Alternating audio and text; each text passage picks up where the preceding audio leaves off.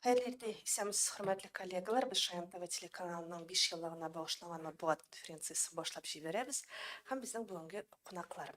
Рамилә Әхмәтзакир кызы Сәхабетдинова, Шаян ТВ каналының башкарма директоры, баш мөхәррире, педагогика фәннәре кандидаты, Татарстан Республикасының атказанган мәдәният хезмәткәре. Мине Рәхәт кызы Ганиева, Россиянең һәм Татарстанның халык артисты, Казан дәүләт мәдәният һәм сәнгать институты профессоры, Резида Мансур кызы Хәсәнова, Шаян ТВ каналының мөхәррирләр бүлеге җитәкчесе, Татарстан Республикасының атказанган мәдәният хезмәткәре, шулай ук Әнвәр Алмаз улы Хаердинов, Шаян ТВ каналының Шаян балалар тапшыруы алып баручысы. Рамилә апа, иң беренче булып сүз сезгә. Шаян ТВ быел бит инде 5 еллык юбилеен билгеләп узасыз. Үз алдыгызга яңадан нинди планнар, нинди яңа идеялар бар? Шулар хакында кыскача гына сөйләп узсагыз иде. Хәерле көн, хәерле иртә, хөрмәтле коллегалар. Чынлап та безнең өчен бик зур шатлыклы көн бүген. Гомумән алганда быел дип әйтеп китәргә кирәк инде, чөнки Муса Җәлил премиясе лауреаты Шаян ТВга 5 ел. 5 ел инде ул әлбәттә күз ачып йомганчы узды да китте. Без аны сизмичә дә калдык, чөнки без шундый җанлы тормыш безнең Шаян ТВда, безнең үзебезнең дөнья, серле дөнья, телевидение дөньясы һәм әлбәттә инде менә саннарга килгәндә дә без элек 10 кеше, 10 бала гына булса безнең алып баручы, хәзер безнең алып баручыларыбыз 100гә якынлашты.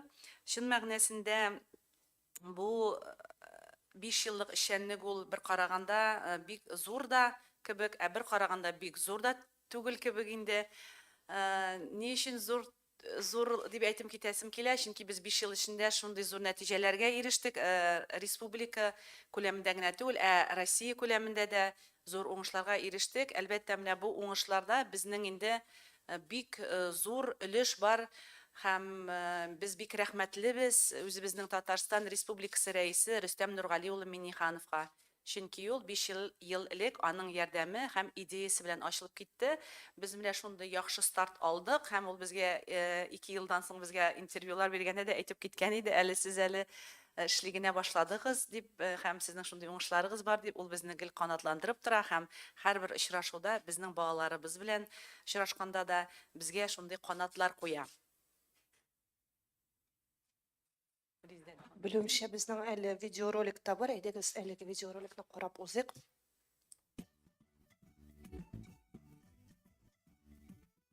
Туган телне үстерүдә Шаянның роле бәхәссез.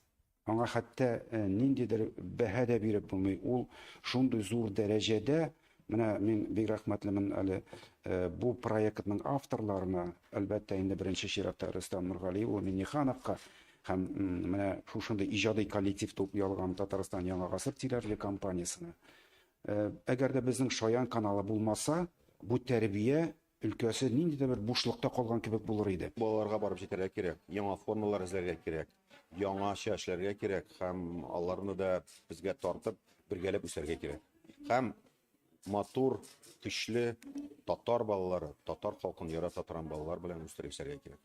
Телеканал телевизион конкурсларда катнаша һәм җиңә. Димәк, бу проект үзенең кирәклеген раслый. Шаян ТВ каналы Рөстәм Миңнеханов ярдәме белән эшли башлады. Ул ачылыш тантанасында үзе катнашты. Аларның тормышы, үсеше белән даими кызыксынып тора. Килеп интервьюлар бирә. Без күрәбез.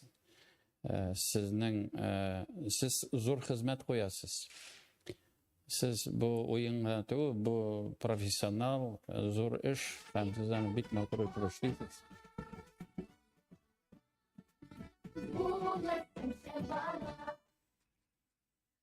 Рамилә апа, тиздән Шаянда үзгәреш җиле дигән бик зур юбилей концерты да уздырырга җыенасыз. Гомумән, үзгәреш җиле исеме бик яхшы таныш инде безгә. Әлеге проект турында да сөйләп китсәгез иде. Әлбәттә, менә безнең иң зур яңалыгыбыз ул Шаянда үзгәреш җиле дип атала. Үзгәреш җиле беләсез инде сез, ул шундый зур проект, ул зурлар өчен үткәрелә торган һәм менә безнең бит инде шундый остазларыбыз бар. Безнең шундый безнең өчен җан атып тора торган кешеләребез бар. Менә Венера Хатовна Ганиева, ул бүген монда һәм әлбәттә бу идея каян барлыкка килде дип әйтсәгез, безнең Сәйлән проектына да 5 ел булды бит инде һәм 5 ел эчендә безнең бик күп кенә балалар төрле номинацияларда чыгыш ясыйлар һәм төрле номинацияларда көрәшәләр һәм ел сайын безнең 8 җиңүче була. Венера Хатовна безгә гел килә, гел ярдәм итеп тора. Ничә еллар безнең дуслыгыбыз шундый ныгый, елдан ел ныгый һәм әлбәттә инде ул менә быел безгә шундый тәкъдим итте. Сез инде үсеп җиттегез. Сезгә үзгәреш җилендә катнашырга кирәк дип инде. Һәм без бик рәхмәтлебез Венера Хатовна һәм сезнең үзегезнең фикерләрегез дә булса. Хәерле көн, хөрмәтле милләттәшләр. Дөрестән дә менә мин Шаян ТВ каналының Сәйлән фестивалендә жюри буларак бик рәхәтләнеп катнашам.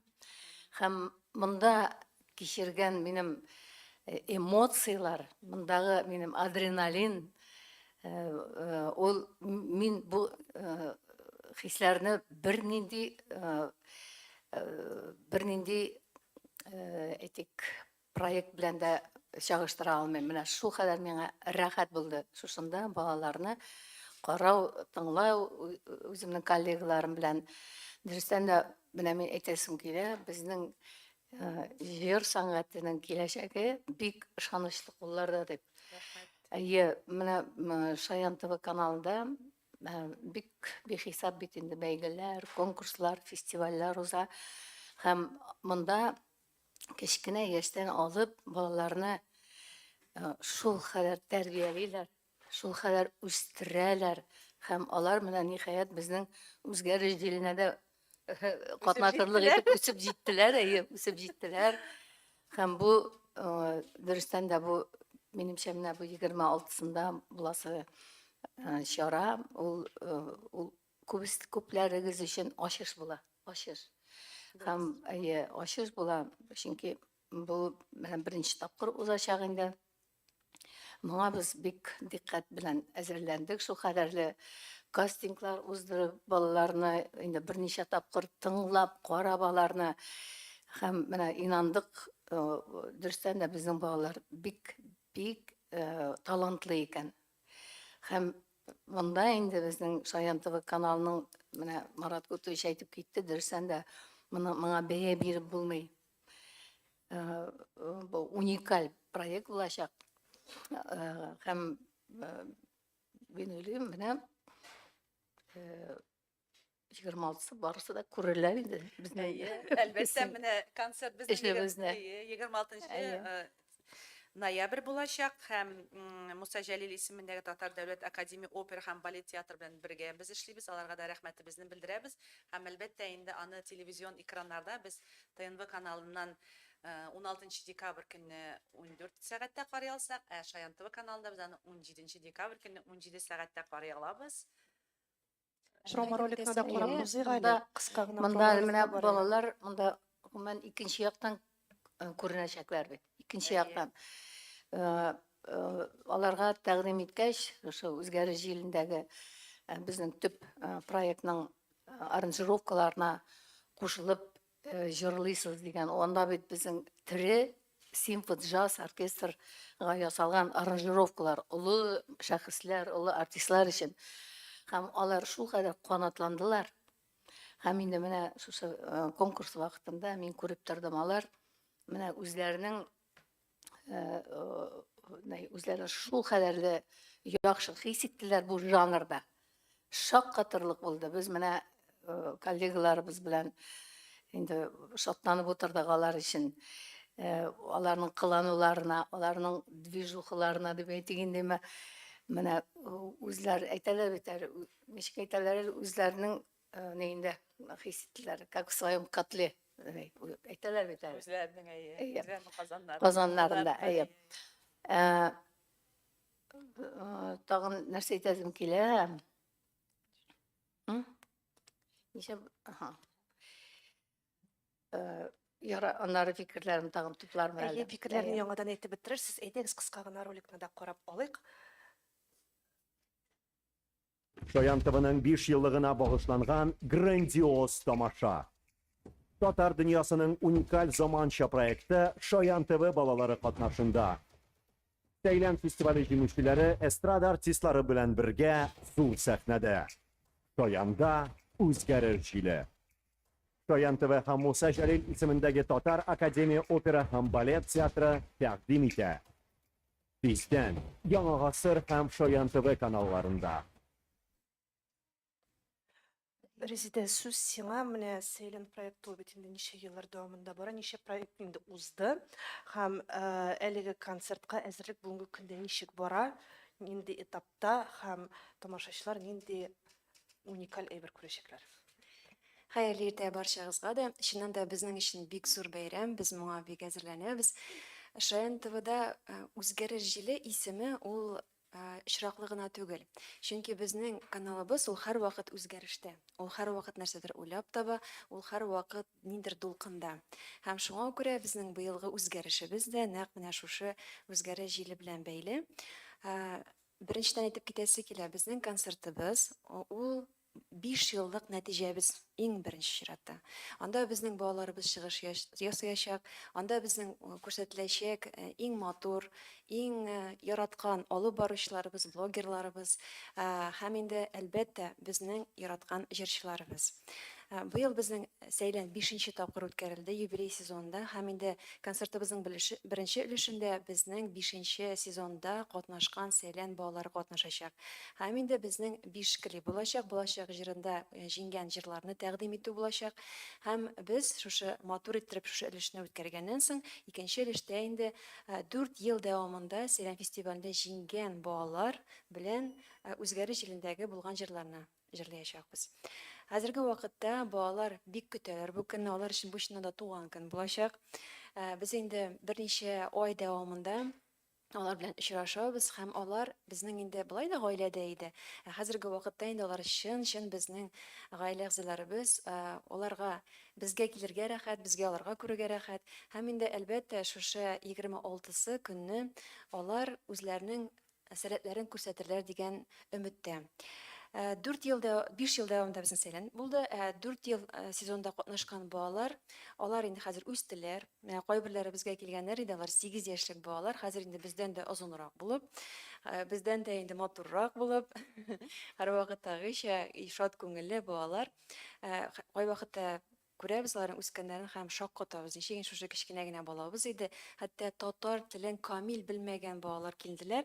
Безгә килеп кушылганнан соң безнең гаиләбезгә алар инде хәзер бездән дә остарак итеп татарча сөйләшәләр. Менә шунысы иң сөендергәне. Бу фестиваль ул бары тик вокал фестивале гына түгел, ул безнең гаилә, безнең балаларыбызны үстерүче фестиваль.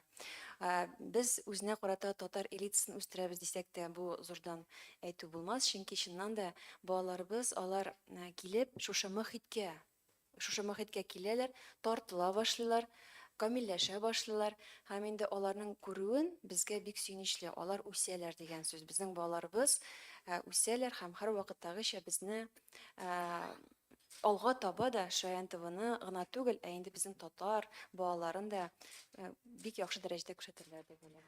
Менә Рездәгә өстәп әйтәсе килә, әлбәттә безнең бик күп премьера була 26 ноябрь көнне.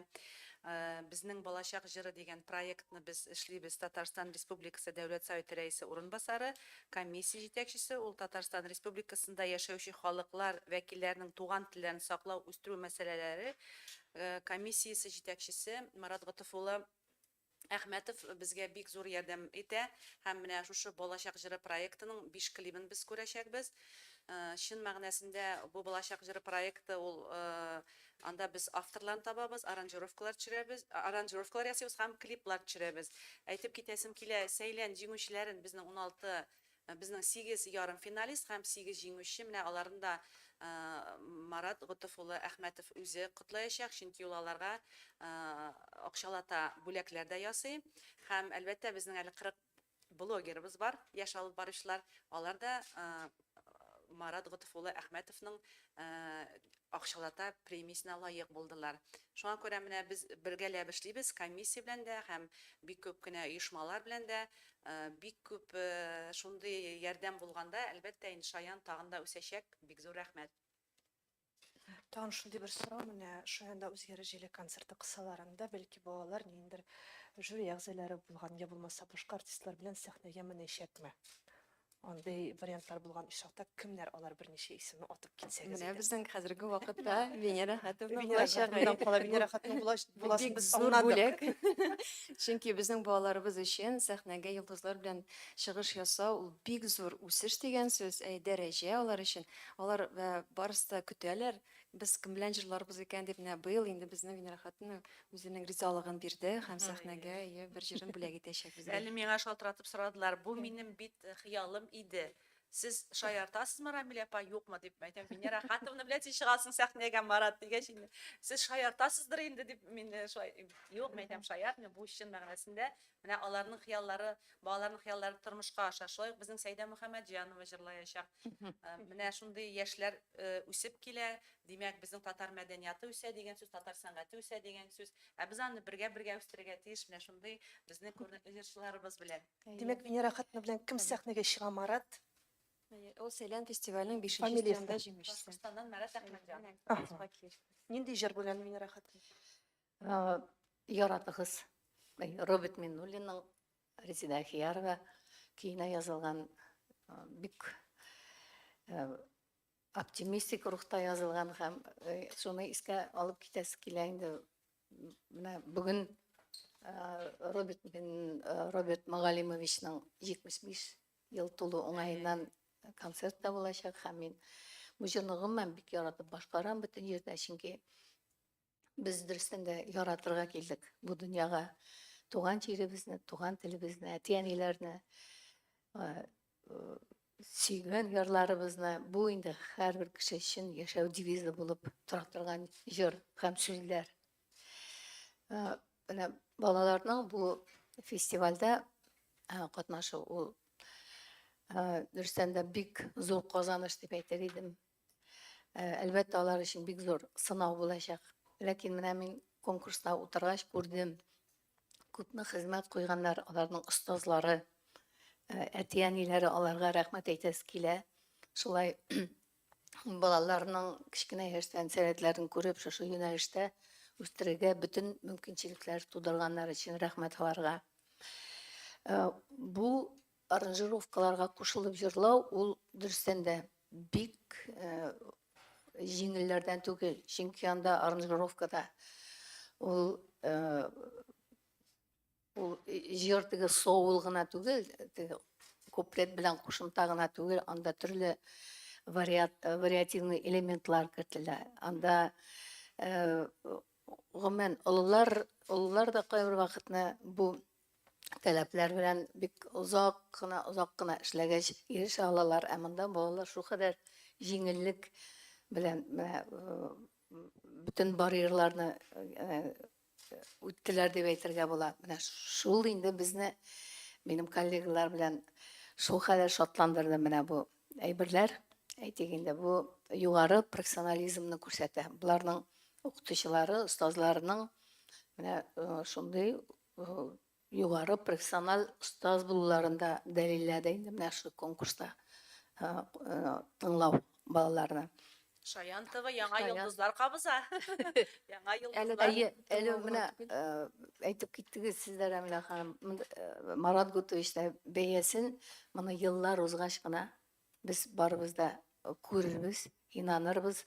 Чөнки искә төште, Казакстанда Алибек Днишев үзенең мәктәбен ачканда, школасын дип әйтәбез. Ул безнең бийек шул Советлар Союзы вакытында бийек җырчы. Шунда Нурсултан Назарбаев үз чыгышында әйткән, әгәр дә бу мәктәп Алибек Днишевка охшаган берәр җырчы, шундый дәрәҗәдәге җырчы тәрбияләп чыгара икән, димәк без ирешкәнбез үз максатыбызга. Һәм менә мин уйлыйм, шушы Сәйлән конкурсындагы балалар берникадәр вакыт узгач, без аларны зур сәхнәләрдә күргәч, менә шул вакытта инде без бәяли алабыз. Шаян ТВ каналының хезмәтенә менә шундый әйтик инде рәхмәтләр йөзеннән без Инҗи мәрҗәннәрне шулай яшьтән җыябыз инде бала вакыттан, алар сәйләнә, шуңа да. Шунда инде сезнең хезмәтегезгә зур бәя бирергә без хаклыбыз. Хәзер дә мин сезгә сезне 5 еллык шушы юбилеегыз белән тәбрик итәм. Зурдан зур уңышларга тагы да ирешергә язсын, матур талантлы балаларны үстерергә алга таба. Димәк, без барыбыз да әйтеп киткәнемчә ышанычлы кулларда булачак безнең мәдәниятебез, сәнгатебез. Шулай инде. Менә безнең генераль директорыбыз Илшат Юнус улы Әминов безгә гел яңа бурычлар куя, яңа максатлар куя. Без аның белән бергәләп эшлибез. Ул безнең балаларыбызны белә, балаларыбыз белән бергә эшли, үзенең зур өлешен кертә. Һәм әлбәттә инде менә шундый кешеләр булганда, шундый авторитетлы журналистлар булганда, шундый зур тәҗрибәле кешеләр булганда, Шаян ТВның киләчәге зур булачагына бер шигем дә юк. Әйе, һәрвакытта үзгәрештә булырга кирәк һәм хәтта менә без быел да алып барышларыбызны нейросеть аша үткәреп, безнең концертыбызны нейросеть эшләгән Биби һәм Шаянда алып барачаклар. Шуңа күрә без заман белән бергә атларга тырышабыз. Шуңа күрә балаларыбыз да үсә, шуңа күрә алар безгә киләләр, яраталар һәм шу мөхиттә. Без дә алар белән бергә үсәбез, алардан калышырга тырышмыйбыз. Чөнки Безнең хәзер арада- заман баласы белән бергә атламасам. Бер дулкында. Менә балаларыбыздан утыралар, үсәләр. Әйе, менә Әнвәргә дә сүз бирик әле ул Шаян ТВда үсеп чыккан инде әзер кадр, гомумән Әнвәр, син каналга кайчан һәм ничек килеп кирдең? Микрофон. Исәнмесез, минем исемем Әнвәр. Минем Шаян ТВга килеп керү тарихы бик кызыклы. Без авылга кайтып барганда радио тыңлап бара идек. Һәм шундый игълан ишеттек. Шаян ТВга эшләргә кешеләр кирәк. Без инде алып баручылар кирәк дип никтер уйладык, ләкин аларга режиссерлар, операторлар, редакторлар кебек кешеләр кирәк булган икән. Ләкин алар барыбер безнең номерны алып калдылар. Мин инде бер дә көтмәгән идем безгә шалтыратырлар, язырлар дип. Шуннан бер көн үтте инде һәм безгә безнең баш редакторыбыз Зәпа Хәсәнова язды. Шулай итеп инде мине беренче тапшыруыма чакырдылар. Ул вакытта әле ул Skype аша үтә иде ул тапшырулар. Шуннан инде мин әкренләп кенә Шаян ТВ тормышына кереп киттем. Киләчәктә кайсы тапшыруны алып барырга хыялланасың? Бераз гына үскәч. Минем Бәлки ТНВда? Шаян ТВда минем яшьләр тукталышы тапшыруын алып барып карыйсы килгән иде. Менә бу минем хыялым. Әз генә калды. Яшьләр тукталышының алып баручылары әзерләнегез, сезгә инде әзер. Алар гомумән алганда безнең балалар алып баручылар гына түгел, алар үзләре сюжетларында төшерәләр һәм хәтта монтажлыйлар да. Менә шунысы сөендерә, безнең балаларыбыз алар төрле яклап үсәләр. Алар килеп керүгә, менә сез күрсәгез, бездәге гаиләдәге күп мөнәсәбәтләрне һәм инде үзләре сорап эш эзлиләр. Менә әйтәгез, төшереп карыйк әле, әйтәгез, монтажлап карыйк әле. Шуңа күрә менә күп вакытта безнең балалар телевидение үз куллары белән эшләр дигән сүзебез дә дөрес ул. Әйе, безнең Шаян ТВда балалар хуҗа. Чөнки бездә бик шундый кызыклы, шундый төрле хәлләр дә була кызыклы. Һәм әлбәттә инде әйтеп китәсе килә, менә безнең алып баручылар мәктәбе бар, блогерлар мәктәбе дип йөртәбез инде без аны. Шулай ук безнең дубляж һәм артистлык мәктәбе бар. Безнең балалар алар үзләре тавышландыралар. Дубляжда, мультфильмнарда һәм фильмнарны һәм әлбәттә хәзер текстларны үзләре тәрҗемә итәргә өйрәнә башладылар. Шулай ук менә безнең сайтыбыз бар, Шаян ТВ сайты, анда безнең редколлеги эшли һәм балалар үзләре текстларны язалар. Димәк, без инде менә журналистларны үстерәбез төрле яктан. Алар инде шундый уникаль, безнең Шаян ТВ уникаль булгач, алар да уникаль булырга тиеш. Алар телевидение гына түгел, газета, журналларда да эшли торган менә дигән журналистлар килеп, татар журналистлары килеп чыгарга тиеш. Әлбәттә, киләчәк безнең ул ТНВ каналында алар киләчәкләр безгә һәм бик күп кенә республикабызның масса күләм мәгълүмат чараларында эшләрләр һәм зур уңышка ирешерләр дип әйтәсем килә. Менә безнең монда Илназ Сибгатуллин утыра. Ул безнең бер юлы 16 төрле роль башкара ала.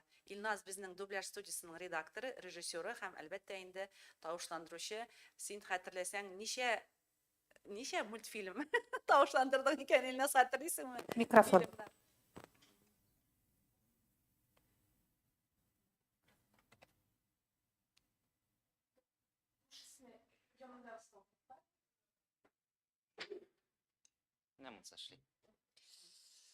Hayır итәләр. Мен инде дөресен әйткәндә, күпме мультфильм тавышландырганны хәзер хәтеремдә түгел, ләкин инде шушы 5 ел дәверендә ШНТВ каналының дубляж студиясе инде 13 000 серия тәрҗемә иткән, тавышландырган һәм эфирга биргән.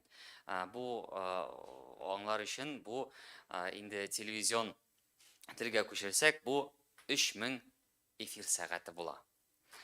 Бу һәм бу саннар безнең көннән көн үсә. Инде Рамил Әхмәтзакирның әйткәнчә, мин бер мультфильмда бу инде рекордым булды. Төрледән төрле тавышлар ясый, хәтта тавышларның саны 16-га җиткән иде. Инде кайберләрен әйтеп китимме соң? Әлбәттә. Менә мәсәлән, инде бер персонажымны бик яраттылар, Аллага шөкер. Ул Союз мультфильм компаниясының Ну погоди мультфильмын тәрҗемә иттек без һәм мин әлеге мультфильмдагы бүрене тавышландырдым һәм әлеге мультфильмның атамасы да Ну погоди түгел инде аңлагызча. Ах, куян, эләксәңме? Иде. Бу беренче тавыш, мәсәлән, алга таба без инде күбрәк теге балаларның күңелләренә якын булсын, кызык булсын дип, бераз гына кызыграк тавышларда дибез.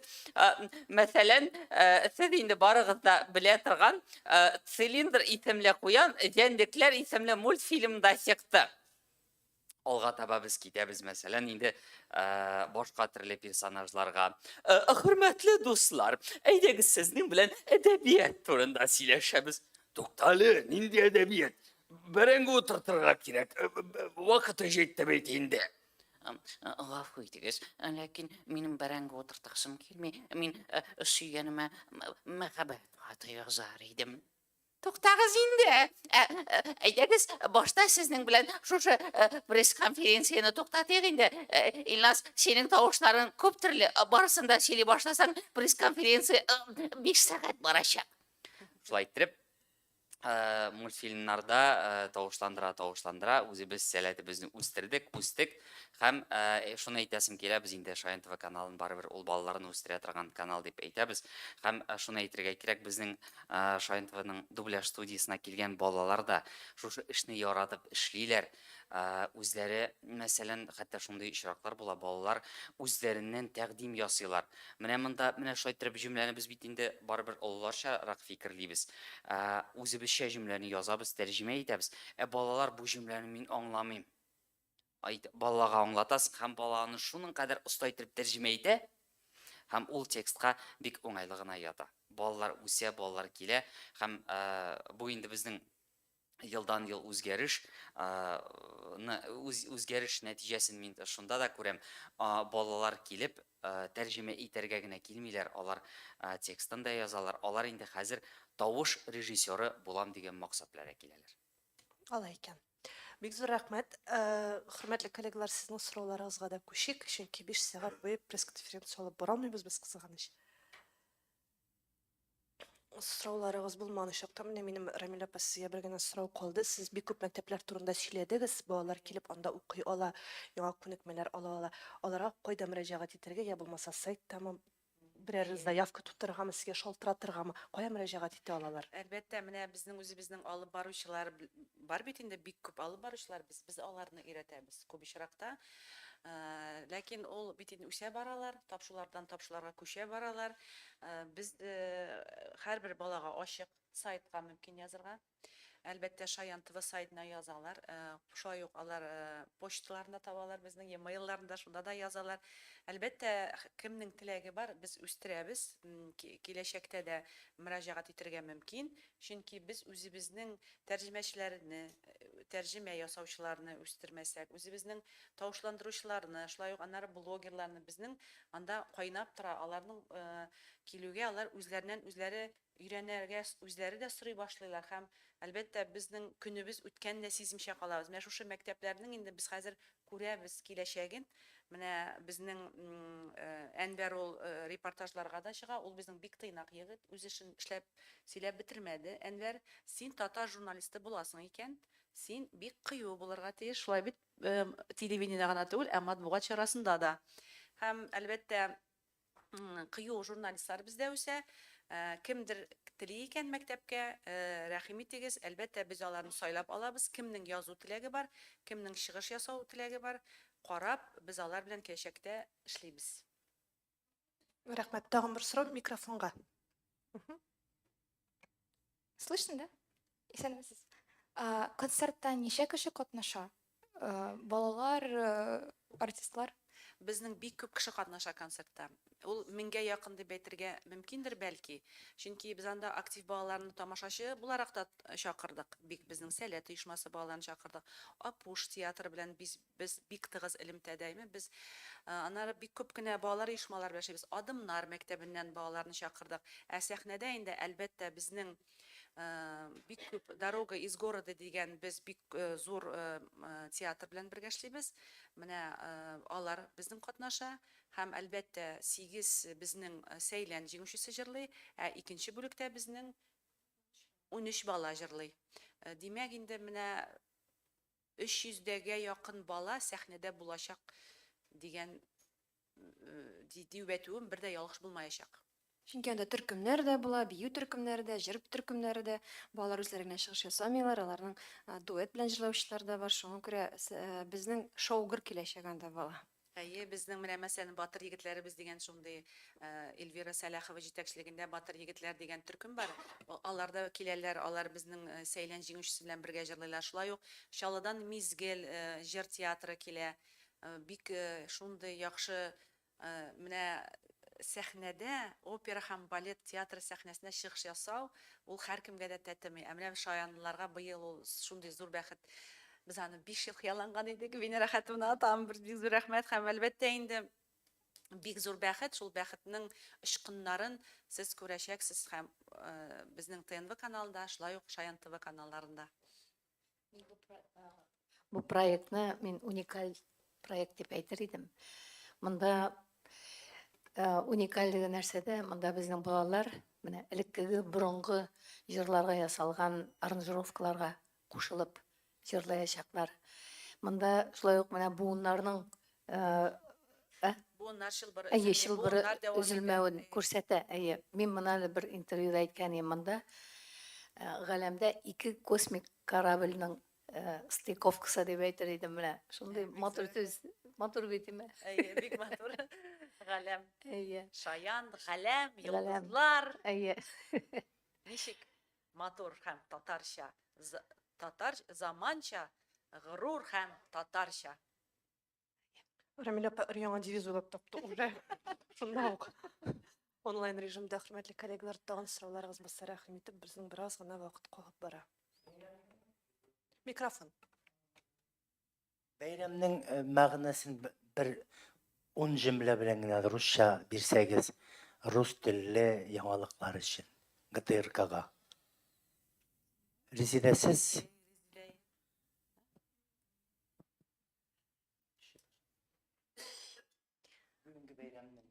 26 ноября у нас пройдет замечательный праздник, который посвящен 5-летию Шаян ТВ. Там будут участвовать наши победители фестиваля Сәйлән, которые будут петь песни, которые победили Балашак Жырын. У нас есть праздник, у нас есть фестиваль Балашак Жыры, которые как раз-таки побеждают песни. И 5 песен, которые победили в этом году, мы сняли клипы, и, соответственно, дети будут также петь эти песни. В этом концерте участвуют также дети, которые победили 4 сезонах фестиваля Сәйлән, и эти дети во втором отделении будут петь песни с фестиваля Үзгәреш җиле. У нас произошла такая красивая совместная работа. Всегда Шаян ТВ идет вперед, всегда что-то происходит новое. И в этом году как раз-таки и название нашего концерта, это «Ветер перемен» на Шаян ТВ, означает то, что канал всегда движется вперед и всегда у нас происходят перемены. И в этом году мы надеемся, что наши дети покорят сердца зрителей. И также мы подводим итог нашего 5-летия, мы покажем, какие достижения у нас были. Наши дети выйдут на сцену. Это около 100 детей, которые были нашими ведущими в течение этих 5 лет. Они получат дипломы. Участники 5-го сезона получат дипломы этого года. И, соответственно, мы соединим всех детей, которые были у нас, и, надеюсь, привлечем внимание и других детей, чтобы они любили наш канал, были в нашей семье. И думаем, что нашим зрителям как раз-таки будет красиво, будет легко. И наши зрители увидят, что за 5 лет мы выросли, и наша семья только будет расти и расти. Венера Хатовна, может, тоже Венера Хатовна айтса ярайм рус телендә? Әйтсәгез, әй. Ой, рус теле.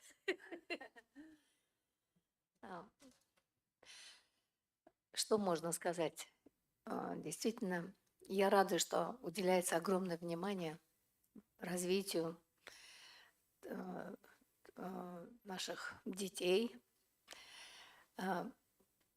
И в рамках Шаян ТВ, в рамках конкурса Сайлян, мы увидели, насколько, я, будучи членом жюри, увидела, насколько все-таки у нас талантливые дети. И рада, что дети будут участвовать в нашем замечательном фестивале. Как бы есть ведь есть фестиваль «Голос дети», а здесь получается голос Шаян үзгәреш җиле дети, безнең үзебезнең балаларыбыз покажут свое мастерство. Думаю, что концерт пройдет с огромным успехом.